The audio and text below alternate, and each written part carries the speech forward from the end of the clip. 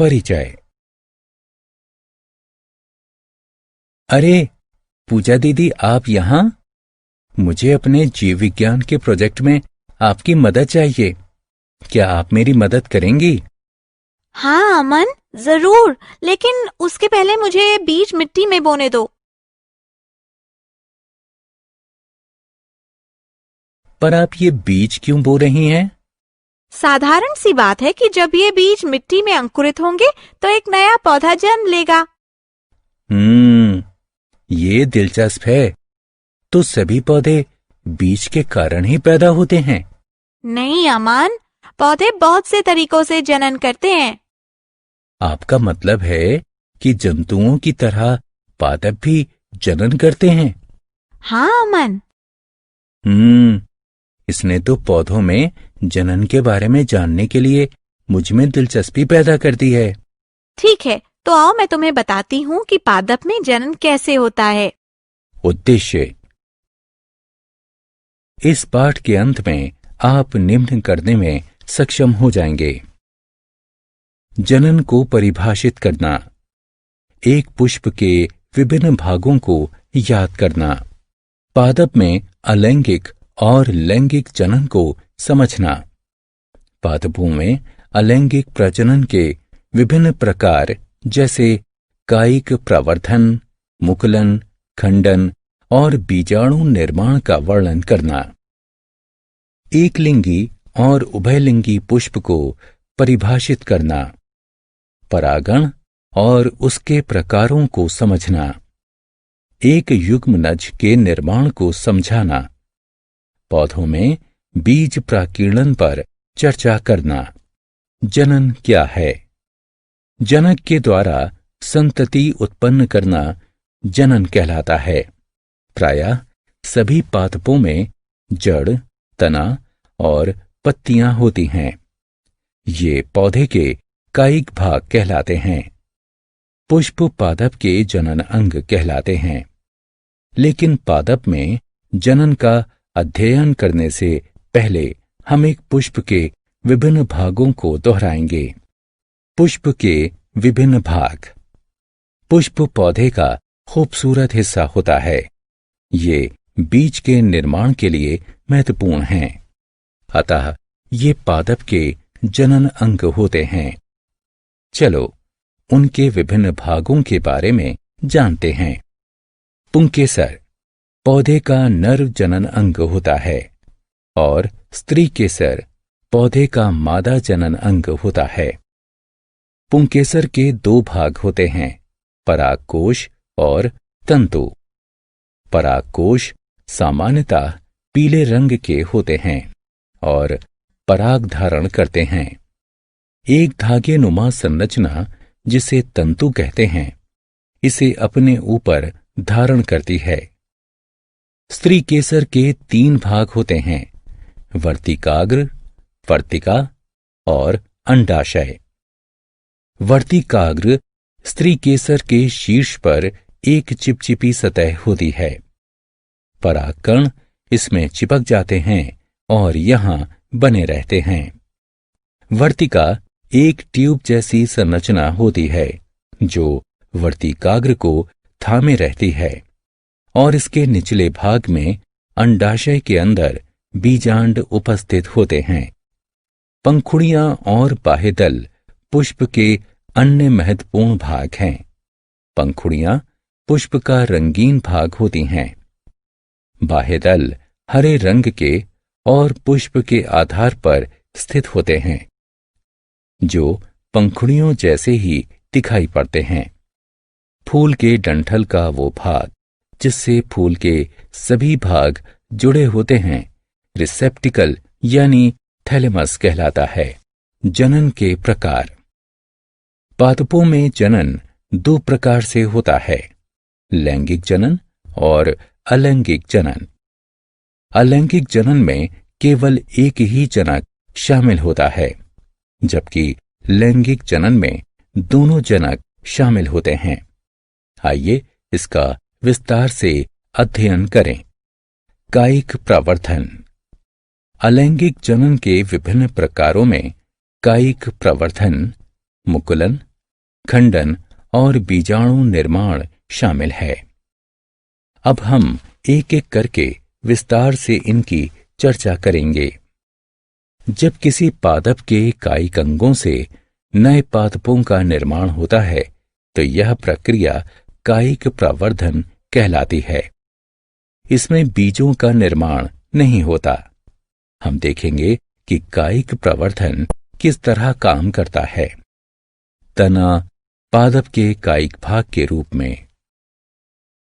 आपने कभी तने की पर्व संधि पर लगी हुई कलिकाओं को देखा है? इन कलिकाओं को कक्षीय कलिकाएं कहते हैं। ये कलिकाएं पुष्प निर्मित नहीं करती, बल्कि नई शाखा को जन्म देती हैं। गुलाब जैसे कुछ पादपों में तने का एक छोटा हिस्सा, जिसमें पर्व संधि उपस्थित होती है, काटा जाता है।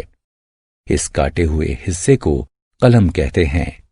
इन कलमों को रोप दिया जाए और प्रतिदिन पानी दिया जाए तो गुलाब का एक नया पौधा उत्पन्न हो जाता है।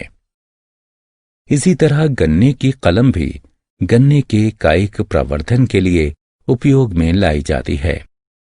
क्या आप जानते हैं कि आलू पादप का तना है जिसे खाया जाता है? इस पर छोटे क्षत चिन्ह होते हैं जिन्हें आंख कहते हैं। ये उसकी कक्षीय कलिकाएं हैं। खेती करने पर आलू में उपस्थित प्रत्येक आंख एक नए पौधे को जन्म देती है, जिसमें ऊपर तना और नीचे जड़ होती है। पत्ती पादप के कायिक भाग के रूप में पत्थर चट्टा, ब्रायोफिल्लम जैसे पादपों में पत्ती वो कायिक संरचना होती है जो कायिक प्रवर्धन में मदद करती है। पत्ती के किनारों पर बहुत सी छोटी छोटी कलिकाएं पनपती हैं, जो अनुकूल परिस्थितियों में नए पौधों को जन्म देती हैं। मुकुलन। हमारा अगला प्रसंग मुकुलन है। बच्चों, क्या आपने खमीर के बारे में सुना है? ये एक कोशिकीय जीव होता है जिसे केवल सूक्ष्मदर्शी के माध्यम से ही देखा जा सकता है। अब हम देखेंगे कि ये विकास और गुणन कैसे करते हैं। एक चुटकी ईस्ट पाउडर को थोड़े पानी के साथ एक बीकर में लेते हैं। थोड़ी चीनी मिलाकर घोल लेते हैं। अब इसे कमरे में किसी गर्म जगह पर रख देते हैं। 1 घंटे के बाद इसकी एक बूंद वॉच गिलास में लेकर सूक्ष्मदर्शी के माध्यम से इसका निरीक्षण करते हैं। आप नई यीस्ट कोशिकाओं को देख सकते हैं। आप यीस्ट कोशिका से बाहर आने वाले छोटे बल्ब जैसे प्रावर्त को देखते हैं। इसे मुकुल या कालिका कहा जाता है। ये कालिका वृद्धि करके जनक कोशिका से अलग होकर नई और परिपक्व कोशिका बनाता है। खंडन। क्या तुमने कभी किसी तालाब में हरे रंग का धब्बा देखा है? शैवाल विखंडन के द्वारा अलैंगिक जनन करते हैं। परिपक्व शैवाल छोटे टुकड़ों में टूट जाता है और ये टुकड़े स्वतंत्र पादप में विकसित हो जाते हैं। खंडन। एक परिपक्व जीव के 2 या अधिक टुकड़ों में टूटने की प्रक्रिया है। बीजाणु निर्माण। क्या होगा अगर हम ब्रेड के एक टुकड़े को कुछ दिनों के लिए गर्म जगह पर रख देते हैं? हाँ, हमने देखा कि हरी नीली कवक ब्रेड पर उगाई है।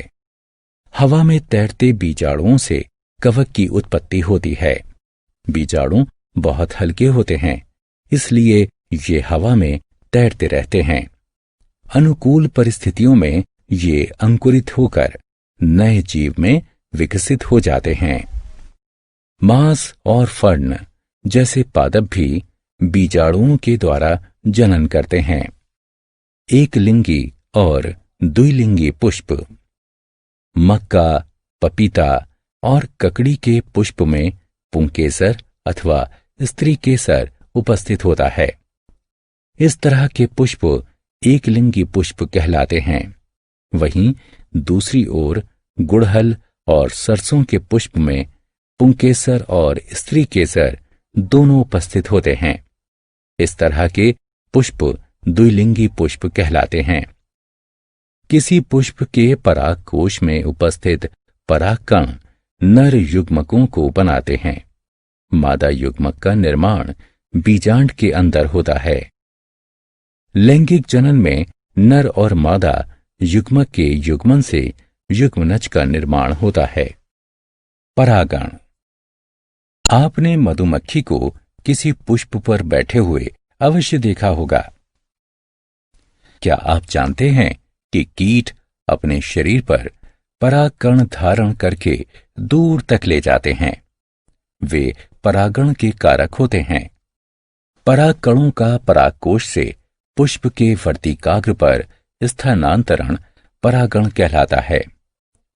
एक ही पुष्प के परागकोश से परागकणों का उसी पुष्प के वर्तिकाग्र पर स्थानांतरण या उसी पादप के दूसरे पुष्प के वर्तिकाग्र पर स्थानांतरण स्वपरागण कहलाता है। जबकि एक पुष्प के परागकोश से परागकणों का उसी प्रकार के अन्य पुष्प के वर्तिकाग्र पर स्थानांतरण पर परागण कहलाता है। निषेचन। जब नर और मादा युग्मक का युग्मन होता है और एक नई कोशिका का निर्माण होता है जिसे युग्मनज कहते हैं, ये प्रक्रिया निषेचन कहलाती है। निषेचन के बाद अंडाशय फल में परिवर्तित हो जाता है और बीजांड बीजों में विकसित हो जाते हैं। इन बीजों के अंदर एक भ्रूण उपस्थित होता है जो सुरक्षात्मक बीज कोट से घिरा होता है। फल गूदेदार या कड़े हो सकते हैं। बीज प्राकीर्णन। हम जानते हैं कि पादप एक स्थान से दूसरे स्थान तक गमन नहीं कर सकते। क्या आपने कभी सोचा है कि एक ही प्रकार के पादप विभिन्न स्थानों पर कैसे उग जाते हैं? ऐसा बीजों के विभिन्न स्थानों पर प्राकीर्णन के कारण होता है। कुछ तो हवा के साथ दूर तक उड़कर चले जाते हैं, कुछ बीज पानी के द्वारा बहाकर ले जाए जाते हैं, जबकि कुछ कीटों और जंतुओं के द्वारा प्राकीर्णित होते हैं। जब ये बीज मिट्टी में पहुंचते हैं तब ये अंकुरित होकर नए पादप का निर्माण करते हैं। वास्तव में कुछ फल जोर से झटके के साथ फटते हैं, जिससे उनके अंदर स्थित बीज दूर तक प्राकीर्णित हो जाते हैं। बीजों का प्राकीर्णन बहुत महत्वपूर्ण है, क्योंकि ये जनक पादप और उसकी संततियों के बीच जल, खनिज, वायु और प्रकाश के लिए प्रतिद्वंदिता को रोकता है। ये अपने नए निवास का पता लगाने के लिए पौधों को सक्षम भी बनाता है। सारांश। आइए हमने जो कुछ सीखा है उसे संक्षेप में दोहराएं। जनक पादप के द्वारा अपने जैसी संतति उत्पन्न करने की प्रक्रिया जनन कहलाती है। पुष्प पादप के जनन अंग होते हैं। पादपों में जनन के दो प्रकार होते हैं, अलैंगिक और लैंगिक जनन। अलैंगिक जनन में केवल एक ही जनक हिस्सा लेता है, जबकि लैंगिक जनन में दोनों जनक शामिल होते हैं। अलैंगिक जनन के विभिन्न प्रकार होते हैं, जैसे कायिक प्रवर्धन, मुकुलन, खंडन और बीजाणु निर्माण। जब किसी पादप के कायिक अंगों जैसे जड़, तना और पत्तियों से नए पादपों का निर्माण होता है, तब यह प्रक्रिया कायिक प्रवर्धन कहलाती है। एक लिंगी पुष्प में पुंकेसर अथवा स्त्री केसर उपस्थित होता है। द्विलिंगी पुष्प में पुंकेसर और स्त्री केसर दोनों उपस्थित होते हैं। किसी पुष्प के परागकोश में उपस्थित परागकण नर युग्मकों को बनाते हैं। मादा युग्मक का निर्माण बीजांड के अंदर होता है। एक पुष्प के परागकणों की परागकोश से वर्तिकाग्र पर स्थानांतरण की प्रक्रिया परागण कहलाती है। परागण के दो प्रकार होते हैं, स्वपरागण और परपरागण। स्वपरागण में एक ही पुष्प के परागकोश से परागकणों का उसी पुष्प के वर्तिकाग्र पर स्थानांतरण या उसी पादप के दूसरे पुष्प के वर्तिकाग्र पर स्थानांतरण होता है। परपरागण में एक पुष्प के परागकोश से परागकणों का उसी प्रकार के अन्य पुष्प के वर्तिकाग्र पर स्थानांतरण होता है। नर और मादा युग्मक के युग्मन की प्रक्रिया निषेचन कहलाती है। निषेचित अंडा युग्मनज कहलाता है, जो भ्रूण में विकसित हो जाता है। निषेचन के बाद अंडाशय फल में परिवर्तित हो जाता है और बीजांड बीजों में विकसित हो जाते हैं। बीजों का प्रकीर्णन हवा, पानी, कीटों और अन्य जंतुओं के द्वारा होता है।